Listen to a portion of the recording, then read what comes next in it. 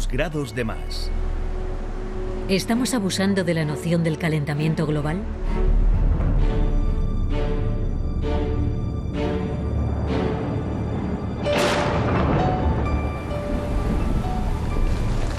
¿Ocurrirá como en el cuento de Pedro y el Lobo, y al final el ser humano dejará de compadecerse del planeta?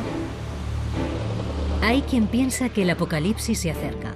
Otros opinan que el calentamiento global es una invención científica. ¿A quién creer? Los expertos no tienen ninguna duda sobre el calentamiento del planeta provocado por el ser humano.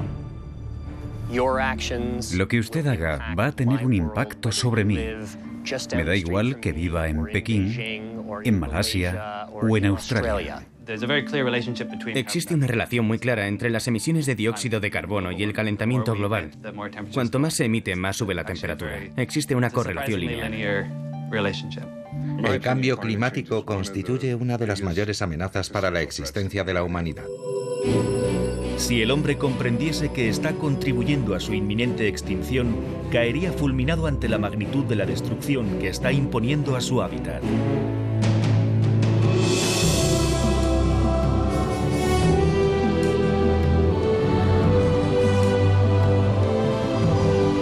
Supervivencia.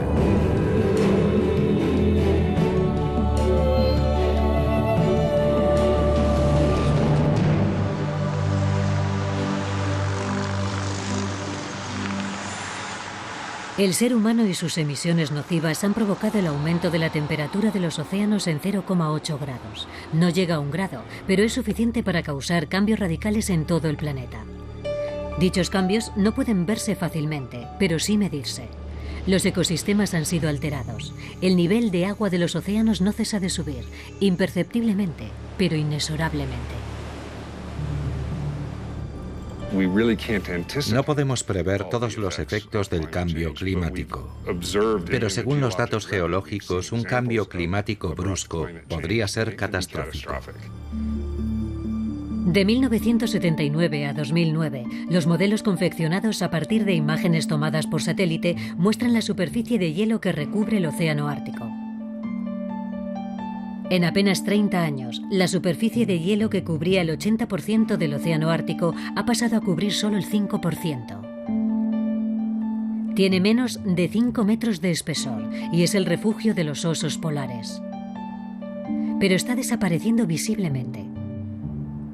El modelo revela claramente el calentamiento global en plena acción. Desconocemos la amplitud del cambio climático. Es imposible realizar precisiones detalladas del cambio climático porque no conocemos todas las variables y no sabemos de forma precisa cómo va a reaccionar la Tierra al calentamiento global. El CO2, como comúnmente se denomina el dióxido de carbono, no es peligroso en sí. Sin su aporte a nuestro planeta no podríamos sobrevivir. Lo mismo ocurriría con las especies animales, y las plantas no podrían realizar la fotosíntesis necesaria para su supervivencia. Actúa como una cubierta que nos protege. Sin el CO2, nuestro planeta sería 18 grados más frío. Pero cuando emitimos más carbono del que la Tierra puede absorber, calentamos peligrosamente el planeta.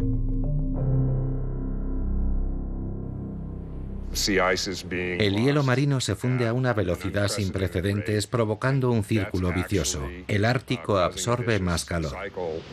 Eso provoca que cada vez vaya más agua fría al Atlántico Norte e influye en la circulación al transportar calor de las regiones ecuatoriales hacia latitudes más altas. Lo que potencialmente va a cambiar de forma radical el clima en Europa y en Norteamérica. Las comunidades autóctonas del Ártico han observado una disminución de la capa de hielo, documentada también por las imágenes obtenidas por satélite. Como consecuencia, se ha reducido el periodo que tienen para ir a los lugares en los que cazan o pescan. El deshielo también dificulta la vida de los osos polares, que tienen que nadar distancias más grandes para alcanzar islotes de hielo en donde poder cazar. Las crías son las mayores víctimas. Al no haber islotes en el camino, las crías que intentan seguir a sus madres no tienen ningún lugar en el que poder descansar. Las que no nadan muy bien sucumben al cansancio. También se produce una degradación, un deshielo del permafrost. Eso va a tener un impacto directo sobre los ecosistemas del Ártico e incluso sobre la supervivencia de los peces.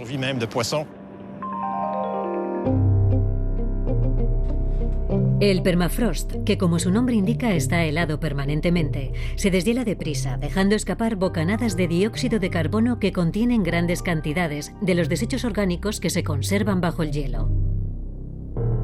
Una pequeña proporción del gas se transforma en metano, que es mucho más letal que el dióxido de carbono, ya que una cantidad ínfima provoca los mismos daños que todo el CO2 liberado por el permafrost. 40 expertos que estudian el deshielo del permafrost declaran con cierto temor que una vez iniciada la descomposición, será imposible pararla. El impacto del calentamiento global complicará la solución de algunos problemas actuales, como, por ejemplo, la pérdida de biodiversidad.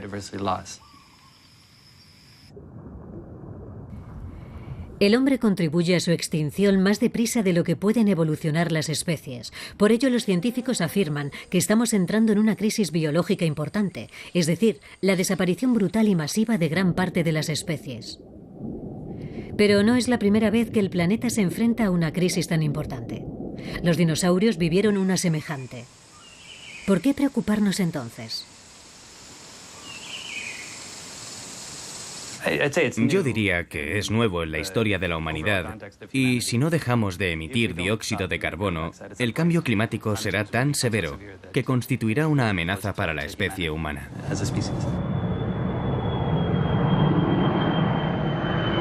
En tan solo unos años el hombre ha destruido lo que el planeta había tardado varios millones de años en crear. Hoy el exceso de emisiones de dióxido de carbono está muy mal visto. Hay que deshacerse de él. ¿Pero cómo? Podemos reducir las emisiones, podemos captarlas y podemos almacenarlas. Podemos y lo haremos. La cuestión es saber a qué velocidad podremos hacerlo y si bastará para evitar el peligroso impacto climático. En 50 años habrá 9.000 millones de personas en el planeta. Nos enfrentaremos a retos importantes, pero no hay que subestimar la capacidad humana para encontrar soluciones y adaptarse. Por un lado hay que actuar inmediatamente, pero por otro no hay que subestimar la capacidad de las generaciones venideras. Tenemos que estar preparados y planificar. Hay que tratar de anticiparse a los problemas. En efecto, tenemos que actuar si queremos reducir los gases de efecto invernadero. La mayoría de las soluciones son por todos conocidas, como por ejemplo reciclar, compartir coche o utilizar el transporte público. Exigir a los fabricantes que eliminen el sobreembalaje de los productos destinados a la venta acabaría con las gigantescas montañas de residuos que se apilan en los vertederos. Comprar solo lo necesario. ¿No podría ser este el eslogan de la nueva cultura de consumo? Otra solución es comprar al lado de casa. El problema es que los comerciantes no siempre tienen la posibilidad de comprar localmente. Al contrario, a veces tienen que importar la mercancía de México o de China, entre otros países. Si no somos capaces de poner precio a los gases de efecto invernadero, será imposible reducir significativamente la producción a medio plazo. Y para mí, el único modo de hacerlo es crear un impuesto sobre el dióxido de carbono. Deberíamos decir, si quieres conducir un coche que emita CO2 al aire, también tienes que pagarlo. Una vez emitido, se calcularía y se incluiría en el precio de la gasolina. De este modo, el aire limpio tendría un valor real. Se necesita algo así. ¿Qué más da lo que cueste? Hasta que no haya una obligación, nadie asumirá el coste y no pasará nada. Es necesario establecer un coste real de los hidrocarburos, de los productores de gases de efecto invernadero y así reequilibrar los costes energéticos. La comunidad científica intenta aportar soluciones para cambiar la suerte del planeta. Soluciones que van de la más estrafalaria a la más realista, de la más descabellada a la más ingeniosa. Algunas solo son reales en teoría, otras ya son comercialmente viables. Y por último, algunas son factibles científicamente, pero llevará su tiempo. La geoingeniería es un término utilizado para designar la idea de que podemos intervenir deliberadamente en el sistema climático para tratar de limitar los daños producidos por el calentamiento global. ¿Y ahora qué hacemos? ¿Vamos a algunas zonas y emitimos aerosoles a la atmósfera? Se sabe que los aerosoles reflejan más radiaciones hacia la atmósfera y enfrían el planeta. ¿Pero realmente es eso lo que queremos hacer? Si quisiéramos aplicar la geoingeniería solar, la forma más práctica sería vaporizar partículas en la atmósfera, ya fuese en la troposfera haciendo las nubes más brillantes o en la estratosfera por encima de las nubes, en donde las partículas reaccionarían por sí mismas. En la actualidad, gracias a los estudios de geoingeniería, sabemos que estas técnicas son posibles y factibles. Se basan en lo que los volcanes y los humanos hacen de forma involuntaria. Tal vez sería mejor hablar de ingeniería climática en vez de geoingeniería, puesto que se trata de manipular el sistema climático, aunque la comprensión que tenemos de él sea muy limitada. Existen dos tipos principales de técnicas de geoingeniería: el que se ocupa del carbono y el que se refiere al sol. En el caso del carbono, la geoingeniería intenta extraer de la atmósfera el dióxido de carbono y los gases de efecto invernadero. La geoingeniería solar se basa en un principio muy diferente. Se trata de manipular la cantidad de radiación y luz solar que absorbe la atmósfera y que desempeña un papel central en el sistema climático.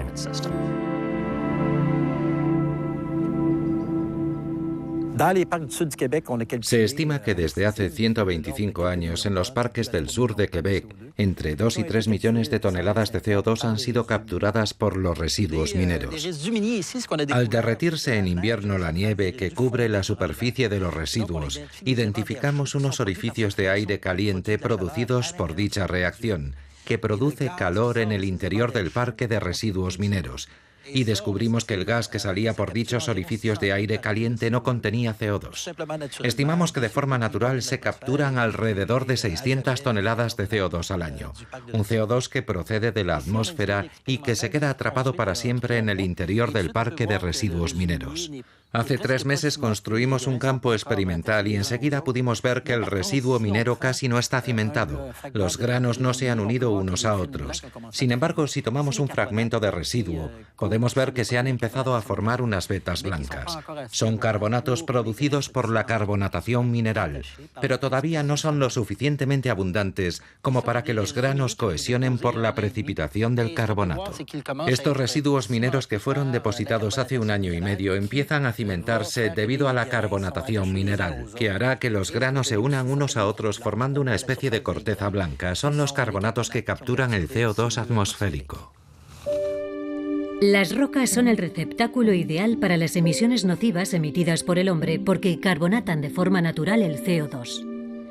Pero si dejamos que la naturaleza haga el trabajo sola, nos arriesgamos a tener que esperar demasiado tiempo. ¿Qué podemos hacer para ayudarla a transformar el CO2 en roca más deprisa? Una de las cosas que hemos descubierto en nuestros experimentos es que la carbonatación mineral se produce muy lentamente en seco y se produce muy lentamente cuando los residuos mineros están sumergidos en agua. Dicho de otra manera, cuando los residuos mineros están demasiado saturados de agua, al CO2 le cuesta propagarse tan rápidamente como en el aire. Y si no hay suficiente humedad, el magnesio no puede combinarse con el CO2 para formar carbonato estable. Tenemos que encontrar la fórmula mágica para acelerar el proceso de carbonatación. Es el único modo de almacenar el carbono de forma permanente, porque los minerales con los que se une el carbono son estables en condiciones superficiales a escala de tiempos geológicos. Entonces, ¿cómo almacenar el CO2 eternamente y que se beneficie el hombre lo antes posible? Podríamos diseñar sistemas que captasen y transportasen el CO2 proveniente de las aglomeraciones urbanas hacia lugares en los que pudiese permanecer almacenado, como los parques de residuos mineros del sur de Quebec.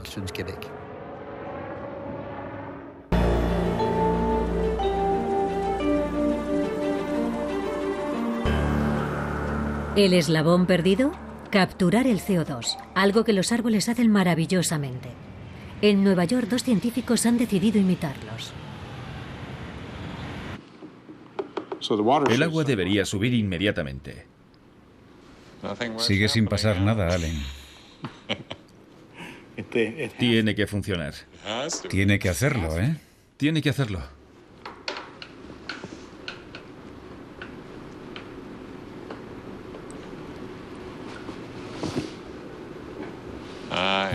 Ya empieza. Me pregunto si funciona el ventilador o no.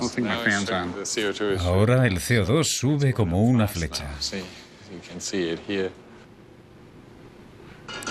Así que no estaba vacío. Yo trabajaba en el Centro de Biosfera 2 en Tucson, Arizona. Allí conocí al profesor Lackner. Cuando la Universidad de Columbia se retiró del proyecto Biosfera, Klaus sugirió que colaborásemos en el estudio del lado práctico de la captación de carbono en Tucson. Le dije, algún día nosotros captaremos el CO2 del aire, y al final nos pusimos manos a la obra. Trabajamos muy bien juntos. Tenemos muchas ideas y Allen puede construir lo que sea. Cuando le digo, ¿y si lo hiciésemos de esta forma? Me contesta que así no funcionará. Pero al cabo de unos días viene con la solución. Formamos un equipo excelente y trabajamos muy bien juntos.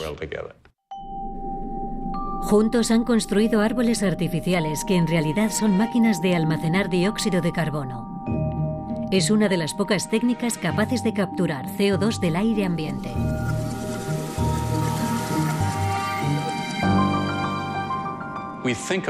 Concebimos nuestra tecnología como un árbol artificial para que la gente comprendiese que captábamos el dióxido de carbono del aire.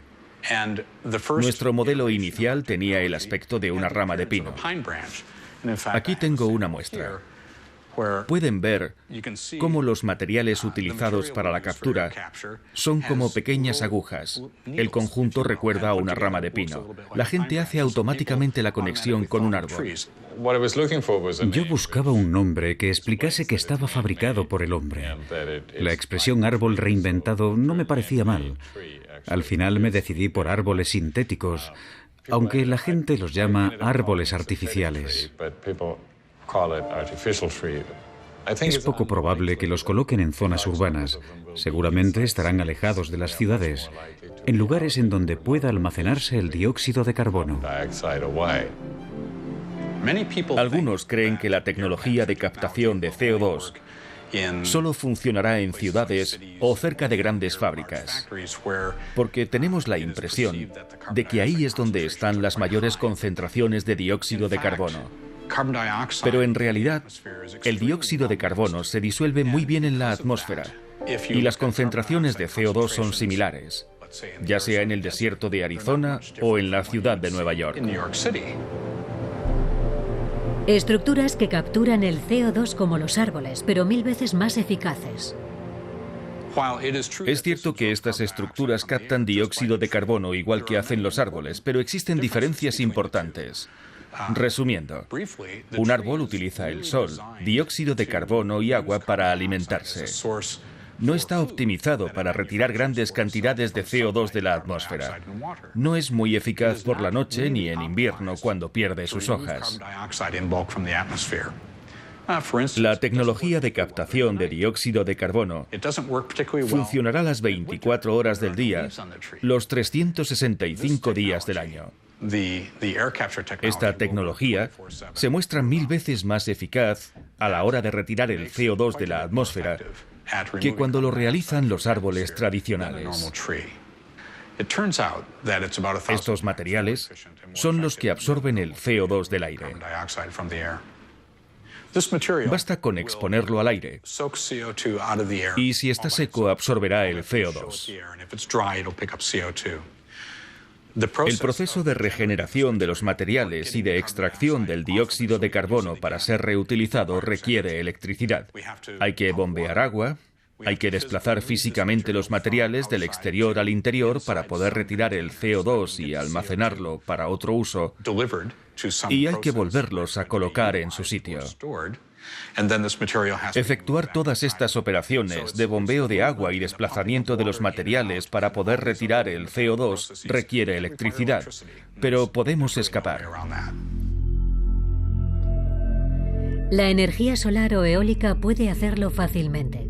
Da igual el tamaño o la forma de los árboles reinventados. Lo realmente importante es el material revolucionario de las hojas que permita el proceso. Estamos considerando una forma que yo llamo de dama, porque me recuerda a las fichas del juego de las damas. La forma de disco permite colocarla fácilmente en tubos que son muy prácticos para la investigación, la experimentación y el desarrollo. En el futuro quizás se imponga esta forma y se utilice a gran escala. Podemos construir árboles de diferentes tamaños. En la foto que han podido ver, había uno muy grande, que medía 50 por 60 metros. Un árbol de ese tamaño podría capturar 300 toneladas de dióxido de carbono al día. Resulta que es el equivalente a una ciudad de unas 15.000 personas. Podemos imaginar una ciudad de estas características que, además de un depósito de agua, pudiera tener muy cerca, o a 2.000 kilómetros, una torre semejante al depósito de agua que sirviese para capturar y almacenar CO2. ¿Y después qué haríamos con él? Sería una pena capturar todo ese CO2 y no reutilizarlo. Cuando empecé a interesarme por la gestión del carbono, estaba convencido de que el auténtico problema era el almacenamiento. Para mí era un tema de gestión de residuos. Sigo viéndolo así, y como capturamos más CO2 del que podemos utilizar, me interesan más las opciones de almacenamiento. Este dióxido de carbono puede utilizarse de forma comercial o servir para el almacenamiento, si el objetivo es almacenar el dióxido de carbono de forma permanente. Necesitaríamos varios aparatos para conseguir un aporte continuo de CO2 mediante un gasoducto en el punto de almacenamiento.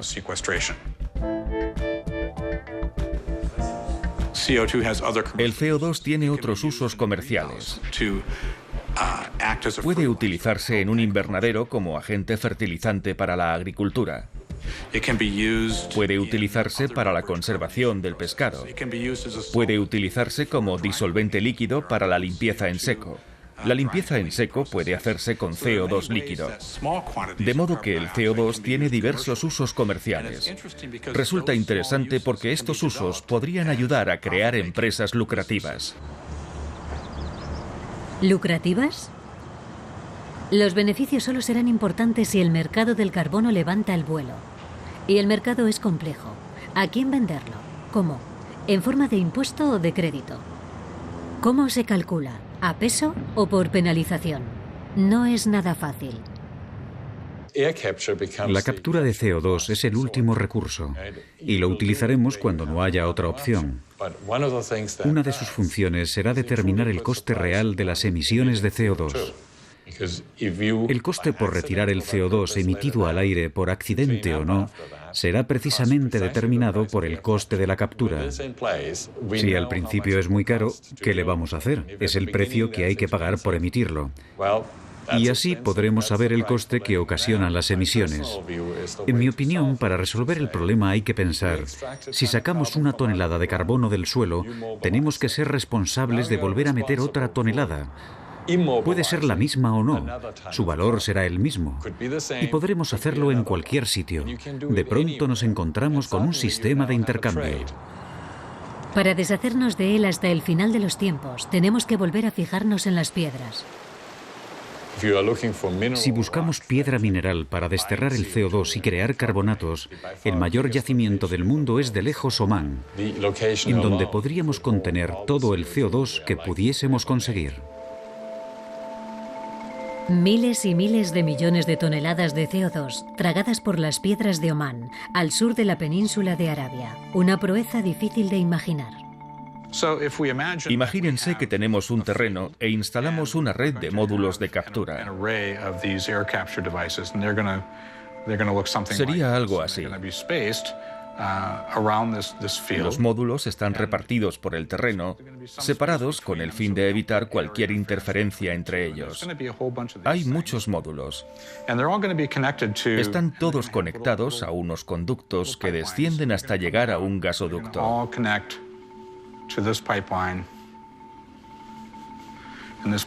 El gasoducto se alarga a medida que el CO2 viene a través de otros módulos que se añaden a la red.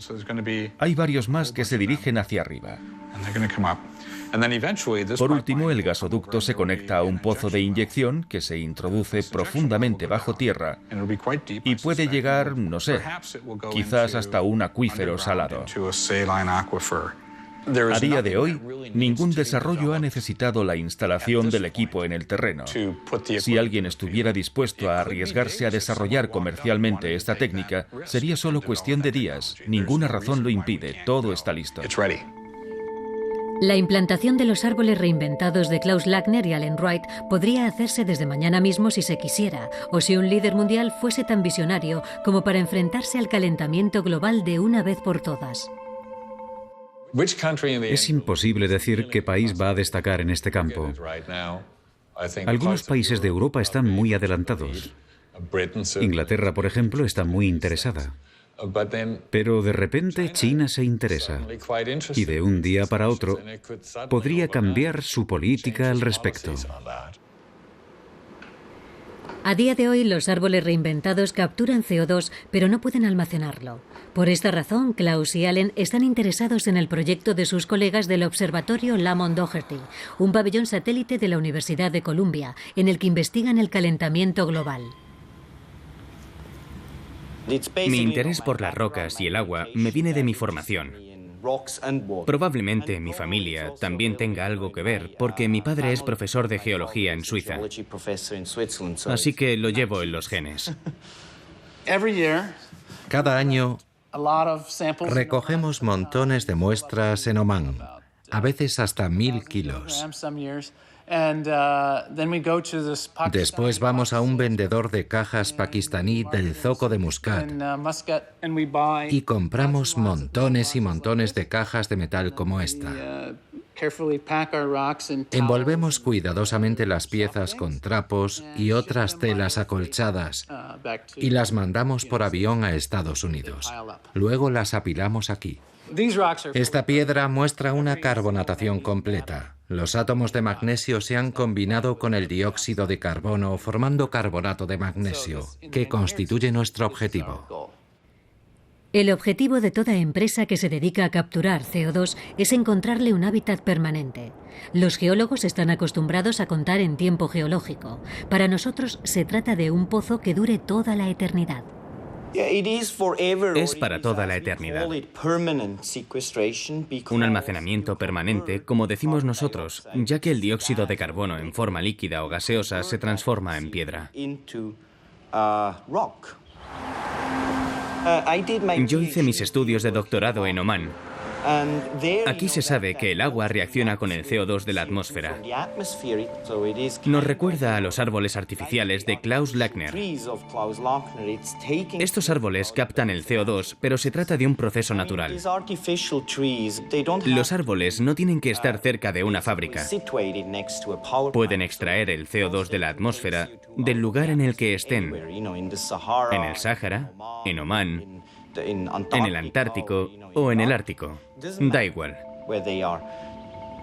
En Omán tenemos estas piedras que absorben y reaccionan con el CO2. También podríamos llevar los árboles de Klaus Lackner y Alan Wright a Omán y hacer reaccionar el CO2 con las piedras.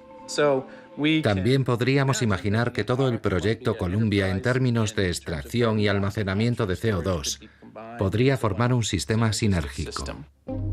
Los terrenos en donde abundan las rocas peridotita y basalto son propicios para el secuestro de CO2.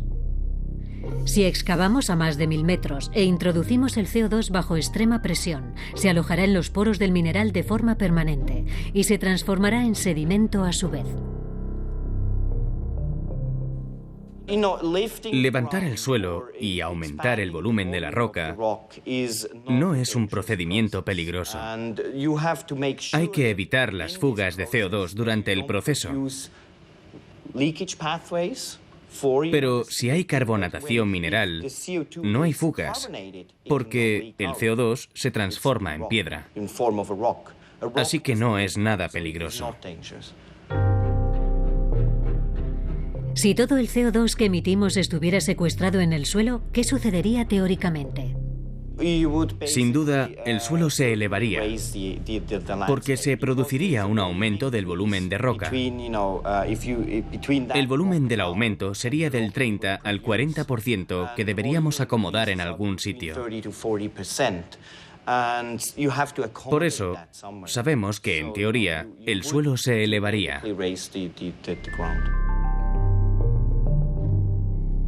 En superficies de menos de 800 metros, para evitar fugas de CO2, es necesario inyectarlo bajo alta presión con agua que se transformará en agua seltzer. El CO2 se deslizará ocupando todas las cavidades que encuentre a su paso y quedará definitivamente almacenado. Pero existe el peligro de alterar el equilibrio del agua de las capas freáticas, contaminándola con los metales que se encuentran allí de forma natural.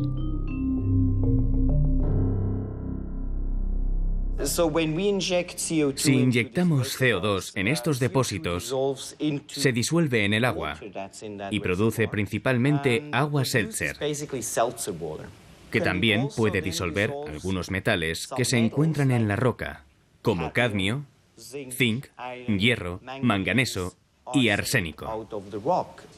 Pero la concentración es muy baja.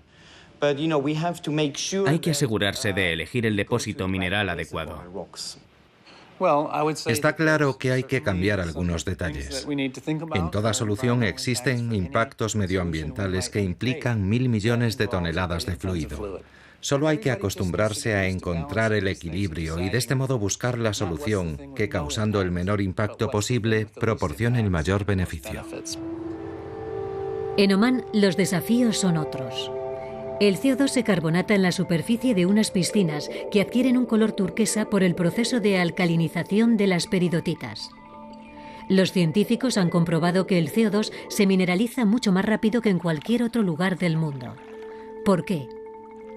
Dando respuesta a esta pregunta, conseguirán equilibrar gran parte del CO2 del aire ambiente. Existen determinadas fórmulas no muy complicadas que pueden acelerar sus ritmos naturales con un factor de en torno a 1 millón.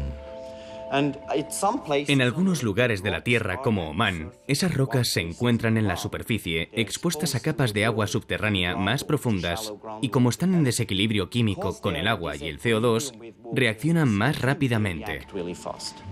En principio, si tomásemos todas las rocas de Omán que se encuentren cerca de la superficie y procediésemos a la carbonatación de cada átomo de magnesio, podríamos equilibrar todas las emisiones humanas de CO2 de los próximos 1000 años. De las arenas de Omán a las verdes llanuras de Islandia, Jurmater está a un paso de utilizar el mismo procedimiento con una roca volcánica, el basalto. Participamos en un proyecto en Islandia. Se captura el CO2 de una central geotérmica y se transporta a través de un gasoducto de 3 kilómetros hasta un emplazamiento en donde el CO2 se inyecta a un depósito basáltico. Islandia descansa sobre volcanes, de donde emana calor que crea energía. Es lo que se denomina geotermia. La mayoría de los habitantes de la isla dependen de la energía geotérmica. El proyecto de Islandia es muy atractivo porque es muy vanguardista, ya que combina todos los elementos de captura y almacenamiento de carbono. Tenemos una central que emite CO2, lo capturamos, lo comprimimos y a continuación lo llevamos a través de un gasoducto y lo almacenamos en la superficie terrestre. Excavar donde hay actividad volcánica no será tentar al diablo y provocar una erupción o un terremoto como sucedió en California con unas perforaciones hidráulicas en busca de energías fósiles. Islandia descansa sobre la dorsal media del Atlántico y, como todos sabemos, tiene mucha actividad sísmica y volcánica. Europa Occidental quiere dotarse de energía geotérmica, pero a diferencia de Islandia, solo tiene acceso a rocas calientes y secas. Perforan hasta muy profundo, 5 kilómetros bajo la superficie. Fracturan la roca y después inyectan agua. Esto produce terremotos de magnitud 4, 4,5 y 5. Es decir, terremotos de gran importancia. En Islandia hay un sistema geotérmico húmedo que produce vapor, y este vapor se encuentra bajo la superficie. Es totalmente diferente. Espero poder demostrar que en Islandia el CO2 se ha transformado en piedra. Me encantaría verlo.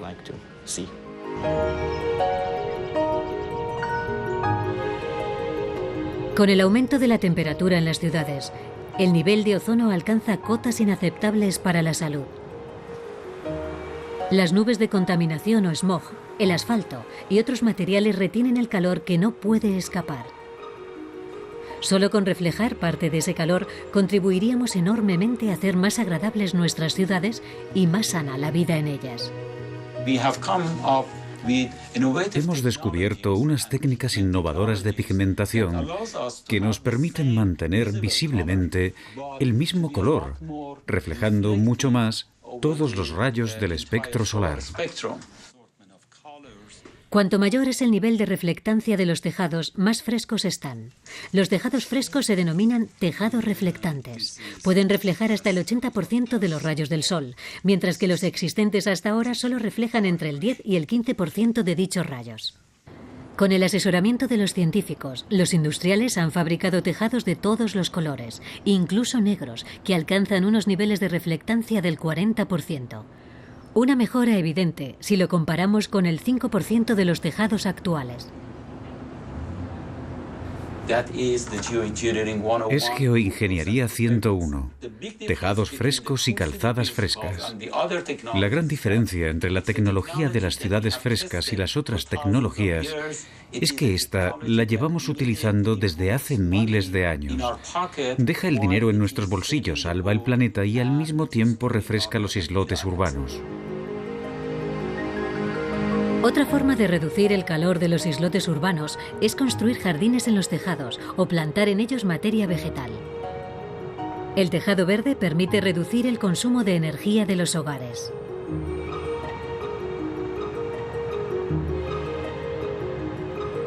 La mayoría de las ciudades canadienses ofrece iniciativas para convertir los tejados en tejados verdes. En Toronto, por ejemplo, el ayuntamiento ofrece $50 por metro cuadrado, hasta un máximo de $100.000 para ayudar a los ciudadanos a pagar los gastos del tejado verde. El coste de la construcción incluye una membrana impermeable, capas de drenaje, tierra, plantas y semillas. Los tejados verdes también están concebidos para conservar el agua de lluvia, que llegado el momento puede utilizarse para el riego. Tejados verdes para capturar agua, tejados verdes para limpiar agua, reciclaje a nivel de invernaderos. La gente empieza a fijarse en todos estos sistemas. Utilizan datos desarrollados en laboratorios como este para que avance la investigación. Si miramos una ciudad desde arriba, es increíble todo el espacio, toda la superficie que no se utiliza. Si utilizásemos solo entre el 10 y el 15% de los tejados de una ciudad para plantar hortalizas, cambiarían por completo los datos de la alimentación de la ciudad. Cada vez se construyen más edificios verdes, trabajamos con paneles solares, trabajamos con tejados verdes. Hay muchos edificios en los que intentamos reciclar agua y los datos procedentes de laboratorios como este se utilizan para entender cómo se controla el agua. La casa tiene diferentes elementos para aislarla y reducir el consumo de energía derivado de la calefacción o del aire acondicionado lo máximo posible. Uno de esos elementos es el tejado verde, que a imagen de las paredes verdes, que también se pueden tener en casa, tiene un espesor de tierra que permite aislar la casa, aislar el techo contra el frío y el calor.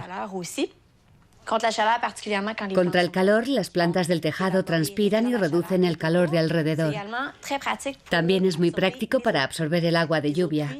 La lluvia cae y discurre por toda la ciudad arrastrando el polvo, los aceites, todo lo que se encuentra a su paso. Luego lo lleva a los ríos cercanos y a los sistemas de depuración. Cuando llueve mucho en una ciudad, los sistemas de depuración se sobrecargan rápidamente. Si aumenta el número de tejados verdes, se reducirá la cantidad de agua que va a parar a los sistemas de depuración. Eso supondrá un ahorro para la ciudad y un ahorro para la persona que vive en la casa con tejado verde, ya que gozará del aislamiento del que hemos hablado antes. El tejado verde puede instalarse sobre prácticamente todo tipo de techado plano o con un leve ángulo. No es muy complejo, pero evidentemente lleva un peso asociado. Por eso es necesario que la estructura sea muy sólida. Suele construirse en viviendas nuevas, más que en edificios antiguos que no siempre presentan una estructura lo suficientemente sólida para albergarlos. Hay diferentes tipos de tejados verdes. Los hay intensivos, que son más espesos, permiten tener un jardín y caminar sobre él con una pequeña terraza. Y hay tejados verdes extensivos, que son un poco más pequeños. Este es el jardín estándar. Mide unos 20 centímetros de espesor de tierra. También hay plantas que aguantan muy bien la sequía. A nadie le apetece tener que estar regando siempre el tejado verde. También podemos poner plantas que se adapten al clima de nuestra ciudad.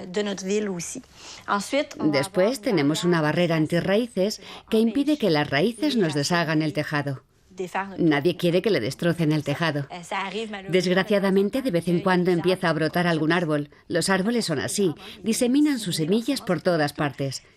Pero hay árboles como el arce plateado que tienen unas raíces muy fuertes y arraigan enseguida. Hay que evitar ese problema. La forma de hacerlo es mediante la barrera antirraíces y subiendo de vez en cuando a arrancar lo que parezca un árbol que empieza a brotar. De modo que tenemos la tierra, la barrera antirraíces, una almohadilla de hidratación que es una especie de barrera en la que se queda el agua para que nuestras raíces tengan siempre algo de humedad. Luego está la capa de drenaje. Si hay un exceso de agua, la drena para poderla recuperar en nuestro barril de lluvia si lo tenemos y luego regar el jardín. Así que capa de drenaje y debajo está el tejado. Intentar tener verde a tu alrededor no tiene por qué ser más caro. Hay que ver las cosas de forma global. Si construyo un tejado verde en mi edificio es más caro. Pero desde el punto de vista de la sociedad es más barato. Porque al poner un tejado verde en mi edificio, la ciudad no tiene que construir tantos sistemas para evacuar el agua de lluvia. Y los climatizadores de los edificios de al lado tienen que funcionar menos.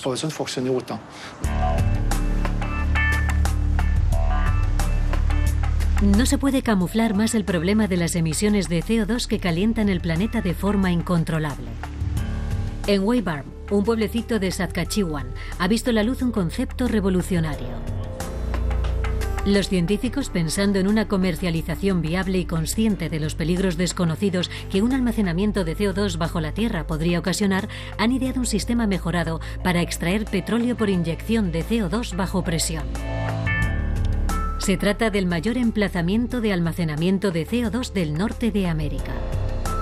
El CO2 procede de Estados Unidos. Llega a través de gasoductos a un sistema que ya está en condiciones de recuperar la mayor cantidad de petróleo posible. Los pozos de almacenamiento de CO2 operan desde el año 2000. A fecha de hoy no se ha denunciado ninguna fuga. Ojos que no ven, corazón que no se preocupa.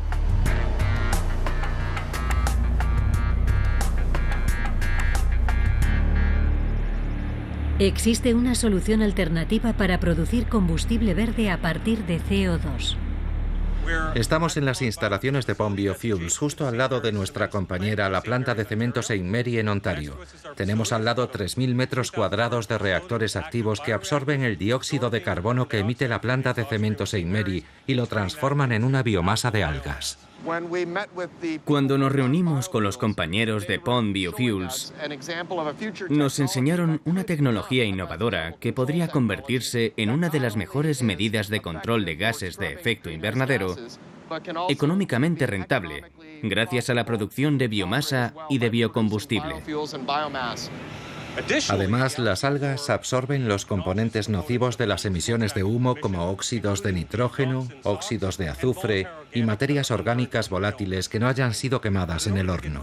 Pero para una mayor proliferación hay que añadir una concentración de CO2 relativamente grande.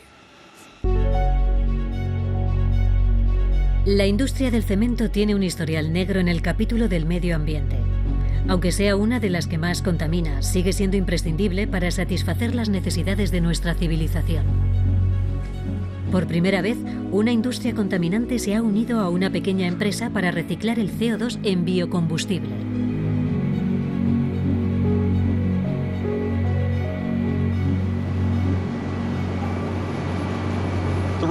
El horno de cemento giratorio es una de las piezas más imponentes del planeta. De aquí procede el calor y alrededor del 45% de los gases de efecto invernadero que genera la llama. Todos los componentes que salen de la chimenea son absorbidos por el reactor de algas. Por cada tonelada de cemento producido, se generan alrededor de 750 kilos de CO2. El sistema de Pond Biofuels está ideado para localizar las emisiones y capturar los gases de efecto invernadero. Este es el conducto que conecta la instalación de Pond Biofuels con la planta de cemento St. Mary. El gas procedente de la chimenea pasa por este conducto, luego por este ventilador y se reparte por los conductos del suelo para acabar en este edificio. Aquí es donde termina la planta de cemento de St. Mary y empieza Pond Biofuels. Son el David contra Goliat del medio ambiente. Juntos colaboran para obtener un mundo mejor. Uno consigue deshacerse de las emanaciones que emite y el otro aprovecha los residuos contaminantes para alimentar un alga biológica y crear un biocombustible limpio.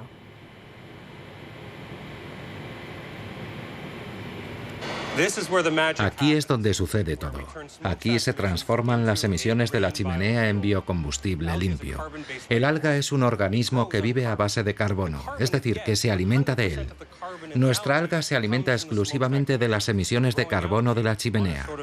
Cultivamos algas de forma industrial, lo que nos convierte en una especie de agricultores de algas.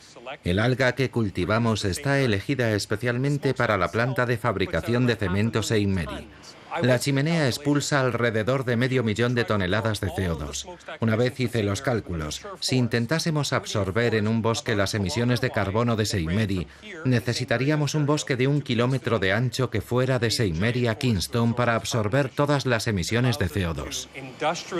Podemos producir biomasa de alga de forma industrial y después extraer aceite para fabricar biodiesel. La microalga, esos pequeños organismos que le confieren el color verde a la sustancia líquida que han visto, después de retirar el agua que reutilizamos nos queda esto. Esta masa representa cerca de 20 kilogramos de dióxido de carbono que no será emitido a la atmósfera. Tengo aquí una muestra para enseñársela.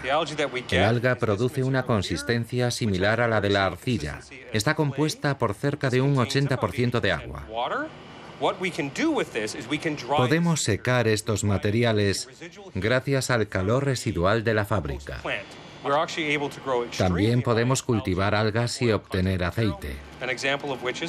Normalmente el alga conlleva un 90% de biomasa y entre un 10 y un 12% de aceite. Esto representa todas las emisiones de CO2 que no serán expulsadas por la chimenea. Tenemos esta sustancia, aceite extraído de la biomasa de alga que representa el 10% de la masa total. Si lo pensamos, son emisiones de CO2 que pueden servir de combustible para un camión. Cuando nos hemos despertado esta mañana, hemos visto que el planeta seguía viviendo y respirando otras 24 horas. Nuestra supervivencia y la de las generaciones venideras está en nuestras manos. Existen soluciones y evolucionan. Como ciudadanos del mundo, tenemos la obligación de tomar algunas decisiones. Uno de los mayores retos del cambio climático son las emisiones de dióxido de carbono que arrojamos al aire. El mensaje más importante es que tenemos que detener las emisiones de dióxido de carbono. Tenemos que gestionar todos los aspectos del cambio climático de forma holística. El hombre tiende a reaccionar solo cuando sufre. Todavía puede pasar una década antes de que eso ocurra. Necesitamos un método para reciclar dióxido de carbono. La electricidad es una energía excelente, pero no es práctica para hacer volar un avión. Necesitamos una fuente de energía compacta y combustible. El alga sería similar a una batería solar y no hay otra que pueda ofrecer una opción semejante. Fuera de las algas no hay otra opción viable. En esta ecuación lo que más nos cuesta deducir es el comportamiento humano. La economía humana es mucho más imprevisible que el sistema climático.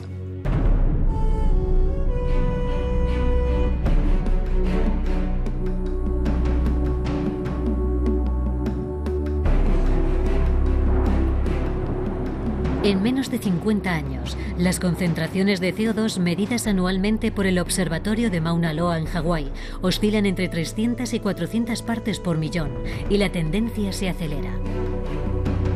Despertarse por la mañana sofocados, no poder vivir sin aire acondicionado, morir de calor. Quizás parezca un tanto exagerado, pero es lo que nos espera. Con más de 9.000 millones de humanos en el horizonte, es evidente que solo la reducción no bastará para solucionar el problema. Eliminar completamente las emisiones de CO2 del aire que respiramos. Esa es la clave para nuestra supervivencia.